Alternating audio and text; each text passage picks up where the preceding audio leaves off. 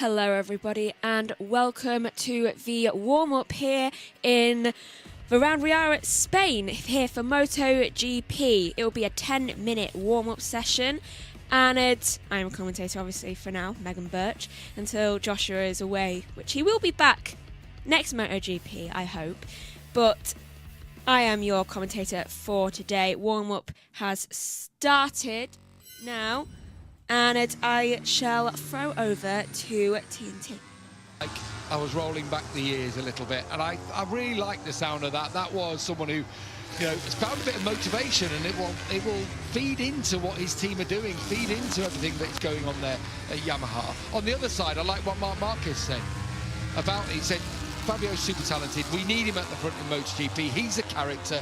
He's a great rider, and we need Yamaha up there as well. And it was the thing you do, perhaps, when you're someone's rival like that. But I'm sure that Mark will have enjoyed it. Yeah, absolutely. And we need other personalities, other characters, other manufacturers up in the mix. Nobody wants to see a Ducati locked out. Believe it or not, Ducati don't. They want some competition. They want to make it so that... Do you know what I almost felt? You saw Mark win yesterday, and cameras went into the Ducati garage, and I'm not saying they weren't happy, but it's become expected, hasn't it? Yeah. Which is, I don't know, maybe just takes the edge off the elation that you would normally experience when your rider secures a victory. Today they are looking to equal the record for consecutive wins in the Premier class of 22 that Honda hold from the Doohan-Crivier era. Really, it was Doohan in the main who took those wins back in 97 and 98, and that's what Ducati are looking to do today. Can Neil, Alex Marquez and Pecco Bagnaia here on your screens, can they have something to say about that? Can they? Look, they can choose the destination of it? They can. It is going to be very difficult. I hate saying it, but they have to do him in off the start. They have to make a move really early. The problem is Marc Marquez has had lightning starts all season. He's had 4 pole positions, qualified second here, so he's on the front row, and he gets a good jump off the line. When are you going to lay a glove on him? It's almost impossible. He's like the Gulch rider, isn't he? He just floats there in front of you, and there's nothing you can do. So, yeah, all his rivals will be hoping he doesn't get a lightning start, and then they've got a chance.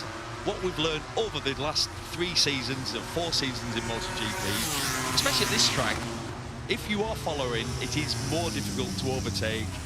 This is one of the tracks where the front tyre pressure, tyre temperature can play a bit of an issue, can create a little bit less grip, so you definitely want clean air on your front tyre. Yeah, yesterday it spread out. I feel it was just Mark, the pace he was imposing, and as you say rightly, then hard to follow someone, so it ended up everyone had a second between them. I've read a couple of reports actually across of people saying, I think Luca Marini, a comment he made yesterday was a bit like, well, what is there to risk for in the sprint? I'd rather just bring the bike home, get some data and get ready and know the better points, the bigger points are on offer on Sunday, and he feels that's all the way up through the grid, really only between first and second. Now, I'm not sure whether I wholeheartedly agree, but the sprint format was brought in as wham bam thank you ma'am excitement, wasn't it? Yeah. And it's not been that recently, has it? No, it's not. But I'm not sure whether that's down to Mark dominating. Yeah, well, that's not helped. It's funny, I think part of it's down to Mark dominating, and I don't believe what Luca Marini's comments are why Luca Marini is Luca Marini and not, let's say, 3 or 4 times Pecco Bagnaia, because Pecco Bagnaia's not riding around thinking, well, I'll just take the points, is he? I mean, he's pushing as hard as he can. Unfortunately, he can't quite keep up with the pace. So I read those comments and thought, I don't know. I don't think a lot of the riders are thinking that. Don't get me wrong. If you're in a battle for 13th and you know there's no point, I don't get a point even if I finish 12th. I'm not going to risk a lot. I understand that, but if you're in a fight for the championship, if you're in a fight inside that top 10, which is what we're always concentrating on, the riders are giving it everything. For someone like Alex Marquez in this session, when we've just seen track temperatures just low 20s, air temperature, it's quite chilly out there, isn't it, until the sun picks things up relatively. how much is there to actually learn? Because what we know is how greasy this place will be when they go racing. Yeah, the conditions will feel completely different. Like now, the track is in grip-wise really like perfect grip conditions. The problem is the left-hand side of the front tyre can be a bit sensitive. So essentially you've got more rear grip and then questionable front grip. It's quite tight through. Aldeguer does not care, does he? That's for me, Aldeguer passing Aleix Espargaro, who's wild carded this weekend for Honda. Yeah, trying lots of different bits on that bike. I liked his comments after the race. He went, "My arms were finished after 2 laps." As we know, Aleix Espargaro, since retiring from racing, Honda test rider, is now a semi-professional Yeah, he's cyclist. an ambassador for the Little Trek team.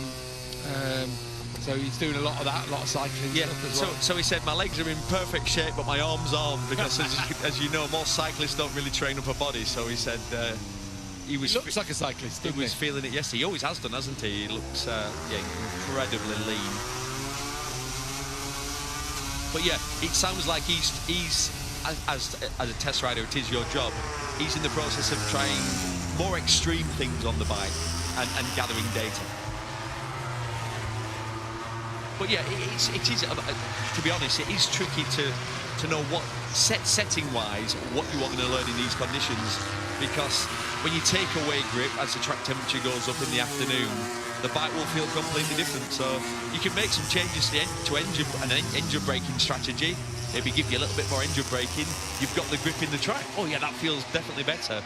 You go out in the race in the afternoon and you've got less grip, and all of a sudden that increased engine braking strategy is now locking the rear. So don't get me wrong, the teams will be aware of that. They've been coming here long enough to know, and they are, not daft. Not like we're teaching them how to suck eggs or anything, but it's just one of those things, so you at home understand the quandaries that there are here, the calculations that are having to be made as Quartararo, whose pace is good. Yeah. Pace is good, but we saw yesterday he was able to lead, but then he gets to a back straight, even though it's the shortest, or at least slowest top speed that we go to on the whole MotoGP calendar, he could not do battle. It was clear to see, and the issue that he had was, and it was, you won't get a better example. What happens is Marc Marquez on a fast Ducati behind us, Quartararo on a slow Yamaha, he just didn't have to outbrake Quartararo. What had happened is he just used the power of the bike, he levelled him, so when he got to the braking zone, he was on the inside, so in the right part of the track, and just brake at the same point as Quartararo. Job done. So it makes overtaking really easy for a Ducati rider, well, for any rider. Well, no, I'll start that one again. It makes it incredibly hard if you're a Yamaha rider to battle against the V4s out there on the track. Bear in mind, every other manufacturer's a V4. So they've just got that extra punch out of the corners. More top speed. Marc Marquez top. Here we go on board with Didger. Now, Fabio Gianantonio said he had a few issues yesterday with vibration from the rear that he wasn't expecting at all. Said especially the tyre went down towards the end of the race. Now, we've heard Marc Marquez talk about vibrations, but he says it's quite predictable. It's actually off throttle, that kind of thing. And he can predict, he knows what corner is happening at, whereas Di Gianantonio was having a serious problem with it. Yeah, it was funny with Di Gianantonio. All weekend he's looked off it. It's been quite impressive this year to say he missed the whole pre-season due to breaking his collarbone. And I thought he's had some really good, strong rides this year. But yeah, I don't know. He's been about 3/10 off where he needs to be. I wonder how much it will change things. Everyone's going out in the medium. That'll be the race tyre. I feel like that does change things as well. Wow. For your likes of Pecco Bagnaia in particular. That was such a good shot of Marquez through 7. You could see how little track he was using on the outside. You actually saw the rear of the bike step out. We saw him use his skill and talent, which is what we keep hearing of all the riders. When you follow Mark through those fast left-handers, turn 7 and turn 8.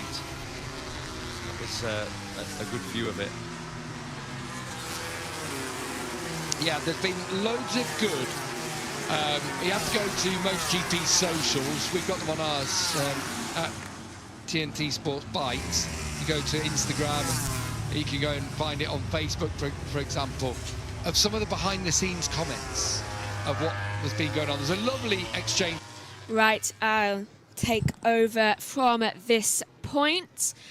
Right, so warm-up has now ended. I shall read out the results for today, though there are still a couple who still need to cross the line, but they do not look like they are making any improvements. So, right, so top of warm-up so far is Marc Marquez, followed by Alex Marquez. In second, Quartararo is third, hoping to make a better day of it than what turned out to be yesterday in the sprint when he unfortunately crashed. Fourth is Bagnaia, Vinales is fifth, sixth is D'Antonio, Morbidelli is seventh, eighth is Aldeguer, Mir is ninth, 10th is Bezecchi, Acosta is 11th, 12th is Miller, Binder is 13th, Raul Fernandez is 14th, 15th is Marini, Zarco is 16th, 17th is Bastianini, Ayagura is in 18th, Aleix Espargaro is in 19th, Rins is in 20th, Augusto Fernandez is in 21st, Lorenzo Salvadori is in 22nd and Chantra is in 23rd. Marquez's time was a 1:37.069, and I was definitely seeing quite a bit of improvement from a few of the riders here for this warm-up session, especially from Morbidelli, given he's kind of got his edge back and isn't actually crashing again, which we saw both yesterday and I believe the day before. I'm not quite sure about that one. Though please look at the other things that are live on the channel. I believe there is something to do with touring cars coming up on this. Yeah, race to watch along for... No, it's GB3. I don't know. And it's on touring. There's touring cars on the main channel, I believe, of JB Motorsports. And later on today, there will be on this channel Moto 3 at 10 o'clock, I believe, and then Moto 2 at around 11:15. And then I believe it's 1 o'clock for the MotoGP Grand Prix here at Spain. Thank you for watching. Please look at all the other things there are today, because there are a lot. You're definitely not going to be short of things to watch. Thank you for watching. Goodbye.